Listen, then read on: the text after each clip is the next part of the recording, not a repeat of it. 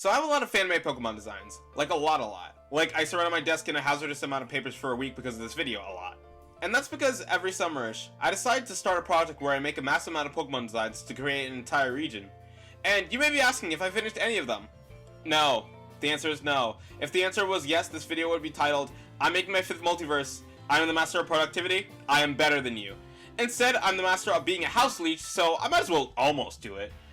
And because of that, most of my Pokemon regions have been abandoned, fated to waste away.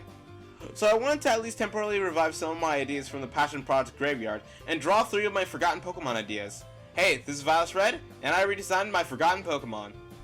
This is Phijin, and I know it's pronounced like that because I made an annotation on how to pronounce it when I made it. It's a dumb name, but don't feel too bad for my past self, he knew it was dumb too. Fulfilling the tricky fox strip that you see in a lot of media, especially Pokemon, it's based on a fox squirrel. But I was like, I don't know, 13, so it's not based on an actual animal or its habits. It's rather just a fusion of a fox and a squirrel. Anyways, a few things I want to fix. It's boring. Its proportions aren't horrible, and its color scheme is simple and works. But at first glance, it's just a brown fox, which in itself, who cares, but I remembered how I tried doing multiple interesting things in this design, and it did not shine through. I just want to develop the Pokemon's concept more and give it a distinct personality. I decided to keep the concept of it being a literal fusion between a fox and a squirrel, but this time I would give it a personality. It would now be cunning and mischievous, using its cute rodent-like appearance to trick other Pokemon into coming within its grasp, only for them to be struck down with a powerful swipe.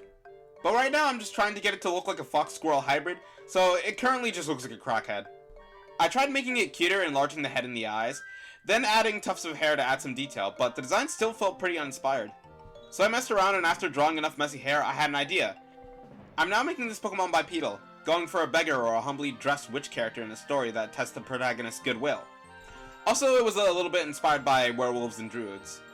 I gave it a tail bag, unkempt hair, even a few braids, and a few patterns, specifically implied dirt on the feet and implied fangs on the face.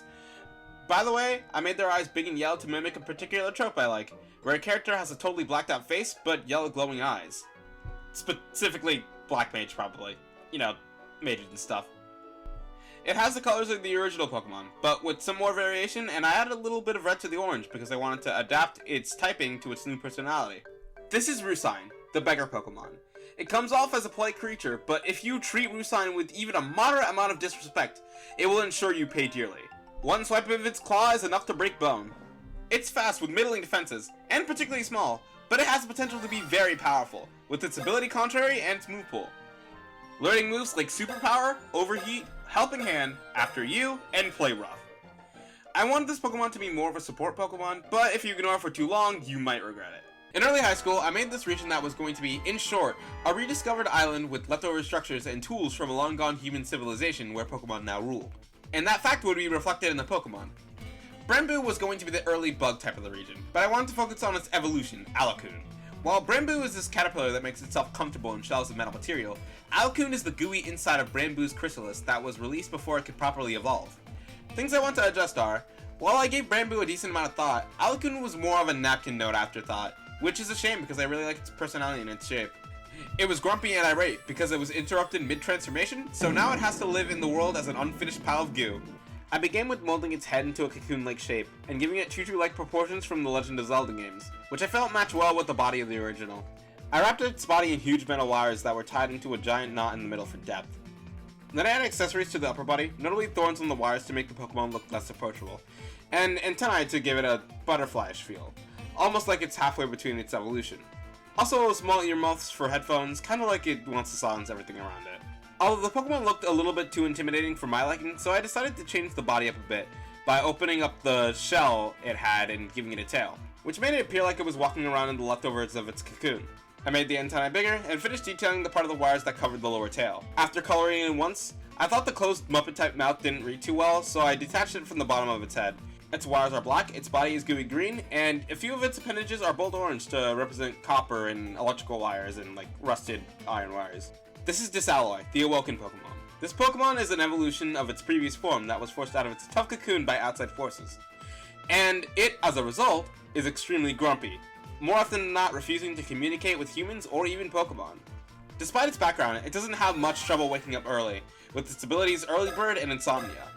Although it might not want to. In that case, it probably has Moody. It's very slow, but very powerful especially. It learns moves such as Iron Defense, Struggle Bug, Sludge Bomb, Thrash, and Yawn. Zellspade is an extension of a Pokemon region I made during late high school, based on wherever I wanted, with whatever I wanted. Mostly inspired by Rome because I took 3 high school classes of this stuff, and it's still living rent-free in my head. It's a walking inside joke for reasons I cannot disclose for multiple reasons, but it does like going up. It's based on flying fish, ancient elevators, and shovels. I love the concept, but it's so stiff. I mean, it's supposed to be stiff because it's based on a metal tool, but it looks more like it cannot move stiff than it does I choose not to move stiff. Not to mention, a lot of its details were afterthoughts that I added after running out of ideas.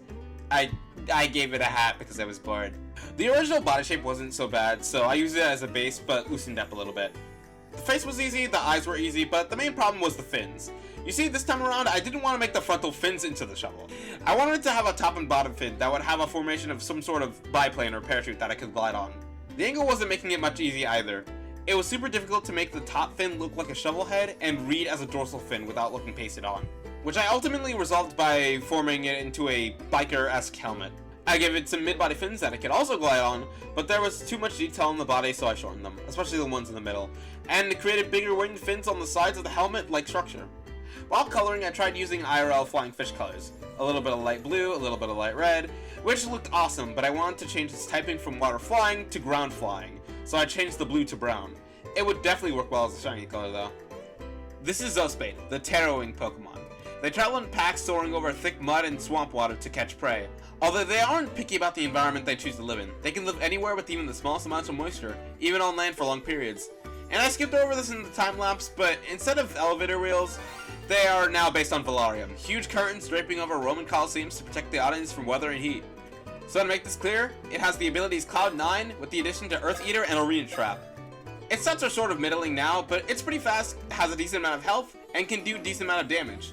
It learns some moves like Dig, Sand Attack, Muddy Water, Wing Attack, and Bounce. Well, that's that. These are 3 of my old Pokemon ideas brought back from the grave, so I'd be glad to hear what you guys think. Should they have stayed in the grave, or are they better than the originals? It's not like it's too embarrassing to have the old ones be better. It's not like I called one of my old designs a little second thought on a wet wipe. Anyways, consider leaving a like or subscribing if you're thinking about hanging around. I've been Val, and see ya.